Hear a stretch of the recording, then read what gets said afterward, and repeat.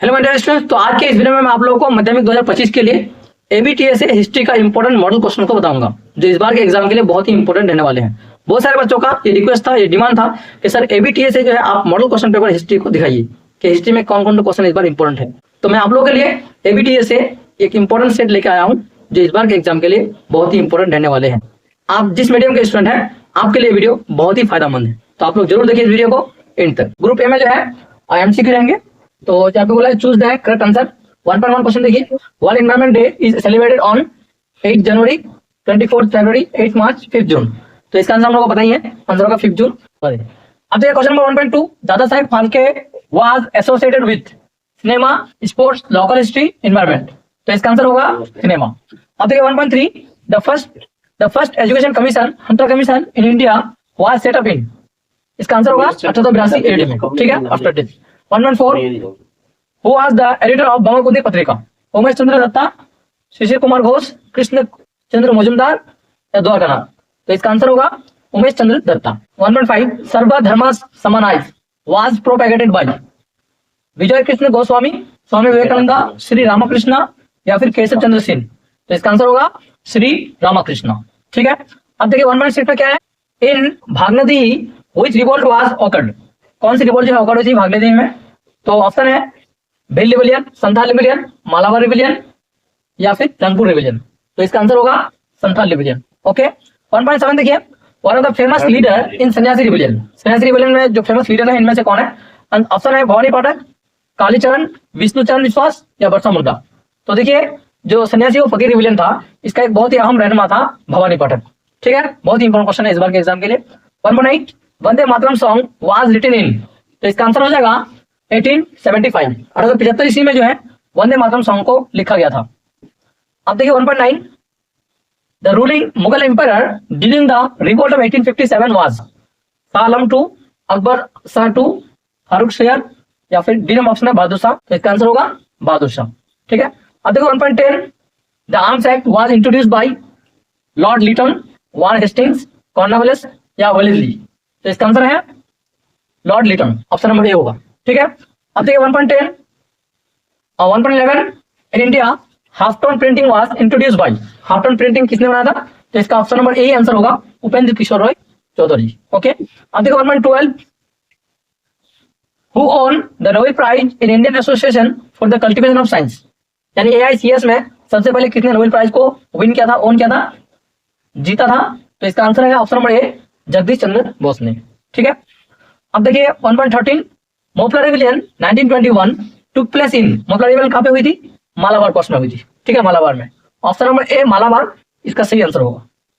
अब देखिए next 1.14, who ever possess plough and belongs to him, this slogan was associated with. एक slogan है who ever possess plough and belongs to him. ये slogan जो है इनमें से किसी ये स्लोगन किससे जुड़ा हुआ था? ऑप्शन नंबर ए है तेबागा मूवमेंट, तिलंगा मूवमेंट, इका मूवमेंट या ऑप्शन नंबर डी है पन्नापड़ा वायलर मूवमेंट। तो इसका आंसर होगा Tebhaga movement, option number A, okay. Next देखिए 1.15, in India May Day was first celebrated in. May दिवस जो है कब मनाया गया था सबसे पहली बार? 1920, 1921, 1922, 1923। तो इसका आंसर होगा 1921 में, ओके। 1.16, दीपाली संघा वाज फाउंडेड बाय। दीपाली संघा किसके जरिए बनाया गया था? कल्पना दत्ता, लीला नाग और नेक्स्ट है बसंती देवी या बीना दास। तो इसका which Indian revolutionary is escaped from India to Japan under the pseudonym P N Tagore? Basant Biswas, option number B है सुभाष चंद्र बोस, सी है राशि बिहारी बोस और डी है अरविंद घोष। तो इसका आंसर होगा सी number option Rash Behari Bose, okay. Next question 1.18 देखिए क्या बोला जा रहा है, who was the founder of Namasudra movement? बहुत ही इंपॉर्टेंट क्वेश्चन है। नामासूत्र मूवमेंट का फाउंडर कौन था? ऑप्शन है Harichand Thakur, option number B है जोगेन मंडल, गुरुचंद ठाकुर या परमानंद रंजन ठाकुर। तो इसका आंसर है option number A Harichand Thakur, सही आंसर इसका। अब देखिए नेक्स्ट है 1.19, the linguistic state of Gujarat was formed. Option number A 1953, option number B 1956, option number C 1960 और ऑप्शन नंबर डी है 1966। तो इसका आंसर होगा 1960, 1960 में, ओके।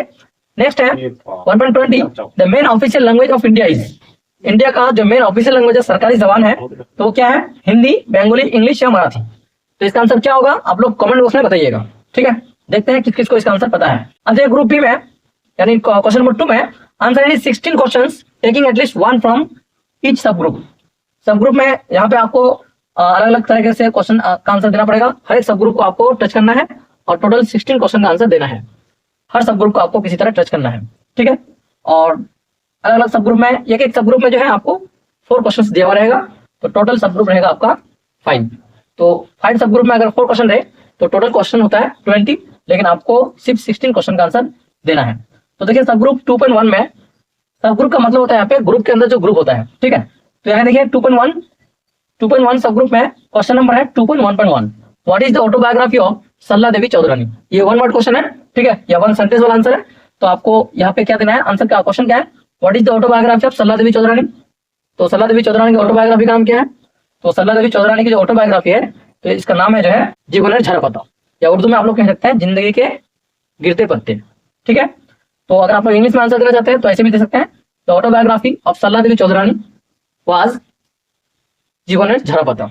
नेक्स्ट क्वेश्चन है 2.1.2, who were the Serampore trio. इसका 2.1.3 में देखिए, what do you mean by Ulgulan. Ulgulan क्या है? इसका नेक्स्ट है 2.1.4, what was the first labour organisation in India. Madras labour union, आप लोगों को पता ही होगा ये क्वेश्चन का आंसर। तो यहाँ पे देखिए टोटल क्वेश्चन हुआ सब ग्रुप 2.1 में 4। ठीक है, 4 में आपको चारों दे सकते हैं। अगर आप लोग को नहीं पता है तो आप लोग 3 या 2 जितना क्वेश्चन का आंसर आता है आपको उतना आप लोग लिख सकते हैं। अब देखिए सब ग्रुप 2.2 में आपको आइडेंटिफाई करना है कि कौन सी यहाँ पे जो पॉइंट है वो ट्रू है, कौन ट्रू है और कौन फॉल्स है। ठीक है, देखिए 2.2.1, in 1911 मोहन बगान team own the IFA shield by defeating the British team. तो बिल्कुल सही है, ये ट्रू होगा। 2.2.2, Rabindranath Tagore supported European community through his Nobel घोड़ा। नहीं, ये फॉल्स होगा। इसका आंसर जो होगा वो क्या है? Rabindranath Tagore supported Indian community through his Nobel घोड़ा। ठीक है, ये होगा इसका सही आंसर। तो यहाँ पे बोला है क्या यूरोपियन कम्युनिटी, तो ये बिल्कुल ट्रू, फॉल्स होगा। 2.2.3, गिरनी कामगार वाज एस्टैब्लिश्ड इन बॉम्बे। ये बिल्कुल सही है, बॉम्बे में इसको एस्टैब्लिश किया गया था। 2.4.4, the Calcutta university was regarded as गोल्डी गिर गुलाम खाना slave home by the lake. ये बिल्कुल सही है। अब देखिए टोटल 8 क्वेश्चन हुए। अब सब ग्रुप 2.3 में मैच आएगा कॉलम में कॉलम भी। तो यहाँ पे देखिए कॉलम में ऐसे हम लोग जानते हैं विलियम जॉन्स होंगे। इसका तेलंगाना मूवमेंट येला रेड्डी होगा। इसका वाइकम सत्याग्रह और श्री नारायण ग्रुप। और 2.3.4 इका मूवमेंट मदारी पासी इसका एक लीडर था। आसान है। अब देखिए मैप पॉइंटिंग में on the given outline map of India locate and level the flowing places. आप लोगों के मैथमेटिक्स एग्जाम में एक मैप दिया जाएगा और उस मैप में आपको 4 प्लेस जो है लोकेट करना है और उस मैप को अपने आंसर शीट के साथ अटैच करके देना है आपको। तो क्या क्या दिया है देखिए 2.4.1, centre of Bengal Wahabi movement का एक इलाका। इसके बाद जिसको बारासत कहते हैं, बारासत को दिखाना है। इसका 2.4.2 प्रिंसली स्टेट ऑफ जूनागढ़, जिसको मैंने आप लोगों को मैप पॉइंटिंग में कराया है। इसका देखिए centre of great revolt 1857 Jhansi को दिखाने आ सकता है, इस बार बहुत इंपॉर्टेंट है। और लास्ट है सेंटर ऑफ इंडिगो रिवोल्ट जयसोल। ये 4 पॉइंट को आपको मैप में दिखाना है। ठीक है, अब देखिए सब group 2.5, select the correct interpretation of the following statements. देखिए क्वेश्चन है 2.5.1, देखिए स्टेटमेंट क्या है? The spirit of 19th century Bengal renaissance was very limited. यानी बंगाल में जो रेनेसेंस आई थी वो बहुत ही लिमिटेड थी, एक महदूद इलाके तक था। तो इसका ऑप्शन क्या है? इंटरप्रिटेशन नंबर कितना है? 1 2 3। तो देखिए 3 नंबर हम लोग पढ़ते हैं। 3 नंबर में क्या देखिए? Because this renaissance was limited only among the western educated library. ठीक है, कम्युनिटी। इसका आंसर ऑप्शन नंबर 3 होगा। ओके, अब देखिए 2.5.2 स्टेटमेंट है Indian government started the मियर consumer case in 1929। यानी 1929 में इंडियन गवर्नमेंट ने जो मियर कंज्यूमर केस शुरू किया था। क्यों? इसका ऑप्शन नंबर 1 रीजन है, the reason behind this was suppress the militants. यही इसका सही आंसर होगा, इंटरप्रिटेशन नंबर 1। अब देखिए आपको तीनों इंटरप्रिटेशन को समझना है और सही से आंसर देना है कि कौन सही इसका आंसर होगा। अब देखिए क्वेश्चन नंबर 3 है, statement number 3, Pritilata Waddedar name is memorable in history. Pritilata Waddedar का नाम जो है इतिहास में बहुत ही एक यादगार है। क्यों? इंटरप्रिटेशन नंबर 1, इंटरप्रिटेशन नंबर 2 या इंटरप्रिटेशन नंबर 3 होगा। तो देखिए इसका इंटरप्रिटेशन नंबर 1 देखते हैं। For Chittagong armoury right, interpretation 2 है for armed attack on the Pahartali European club. और इंटरप्रिटेशन नंबर 3 है for being involve in the social work of Dhaka Eden college. तो इसका सही आंसर जो होगा वो यूरोपियन क्लब पर जो हमला कहते हैं पहाड़ताली में, ये इसका सही आंसर है। Interpretation number 2 is very correct. Okay, आगे बढ़ते हैं। Statement number 4, there was dispute between Gandhi and Ambedkar about the abolition of untouchability. Untouchability दलितों को लेकर अंबेडकर और गांधी के दरमियान बहुत ही ज्यादा बहस हुई। तो ये स्टेटमेंट है, इसका सही आंसर क्या होगा? बिकॉज इंटरप्रिटेशन नंबर 1 है, Gandhi ji had not tried to do anything for overall development of the Dalit. Dalit के लिए गांधी जी ने कुछ नहीं किया था, ये गलत होगा, ये नहीं होगा इसका आंसर। इंटरप्रिटेशन नंबर 2 है क्या? Gandhi thought that Ambedkar movement against untouchability will increase the effect of caste system in India. Gandhi ji सोच रहे थे कि अंबेडकर का जो मूवमेंट है ये अनटचेबिलिटी को और बढ़ावा देगा, इसके वजह से अलग अलग कास्ट सिस्टम और भी फैलेंगे, इन लोगों के दरमियान बहसबाजी होगी। तो बिल्कुल सही ऑप्शन है। देखिए इंटरप्रिटेशन नंबर 3 देखते हैं क्या है। Gandhi used to regard the Dalit movement as a colonial manoeuvre. तो बिल्कुल गलत होगा, वो कॉलोनियल मोनोवियर को नहीं मान रहे थे। Interpretation number 2 is the right answer. अब देखो ग्रुप सी, यहाँ पे ग्रुप सब ग्रुप या ग्रुप का जो मामला था 2 में, तो यहाँ तक खत्म होता है। अब देखो ग्रुप सी में answer the following questions in 2 और 3 सेंटेंसेस एनी 11। आपको 16 क्वेश्चन रहेगा, आपको 11 क्वेश्चन का आंसर देना है 2 मार्क्स का। ओके, क्वेश्चन 1 है why local history important. Local history क्यों इंपॉर्टेंट है? क्वेश्चन नंबर 2 है how did photography became an important source of history. ये सारे क्वेश्चन जो है नोट्स में आप लोग अवेलेबल है।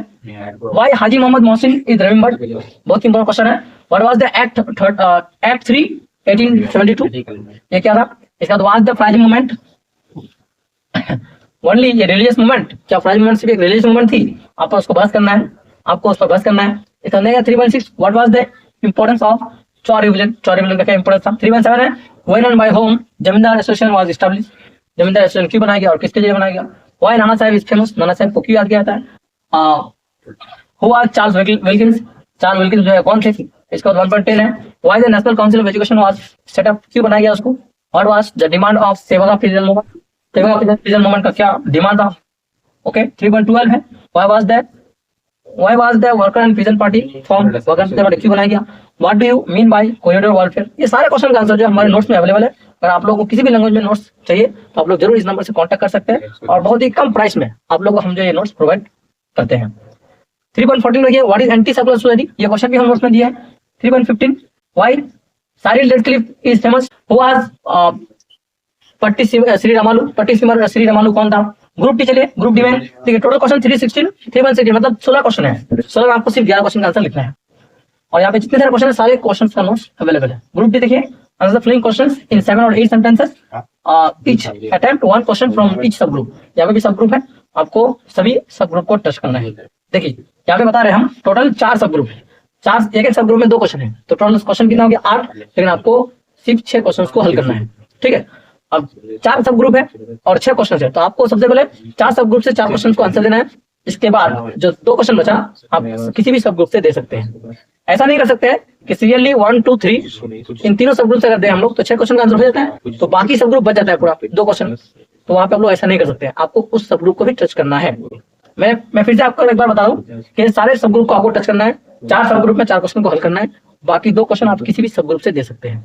ओके, देखिए सब ग्रुप D1 क्वेश्चन है what was the reflection of 19th century Bengali society do we get from that drama Nil Darpan. Nil दर्पण में किस तरह से हम लोग 19th सेंचुरी में जो बंगाली सोसाइटी थी उसका क्या रिएक्शन था उसके ऊपर, इसको आप लोग डिस्कस कीजिए। इसका what role did the Calcutta medical college play in the field of medical science in this country. हमारे हिंदुस्तान में किस तरह जो कलकत्ता मेडिकल कॉलेज एक मेडिकल साइंस में किस तरह एक बहुत अहम रोल अदा किया उसके मैदान में।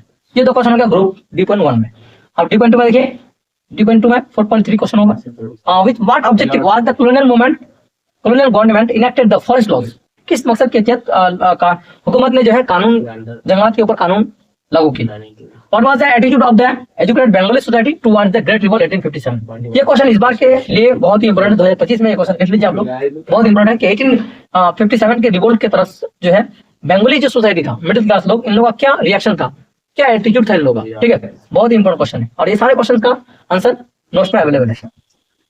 सब ग्रुप D1 देखिए why William Carey was famous in setting up printing press in Bengal. Bengal में विलियम कैरी को क्यों इतना अहमियत दिया जा रहा है कि फेमस है वो प्रिंटिंग प्रेस के मैदान में।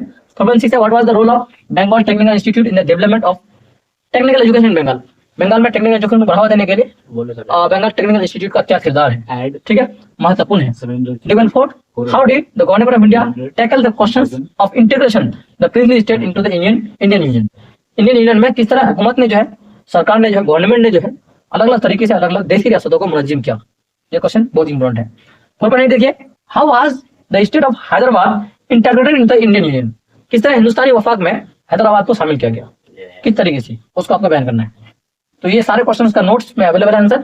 आप लोग अगर नोट्स लेंगे तो बहुत कम कीमत में हम लोग नोट्स प्रोवाइड करेंगे आप लोग।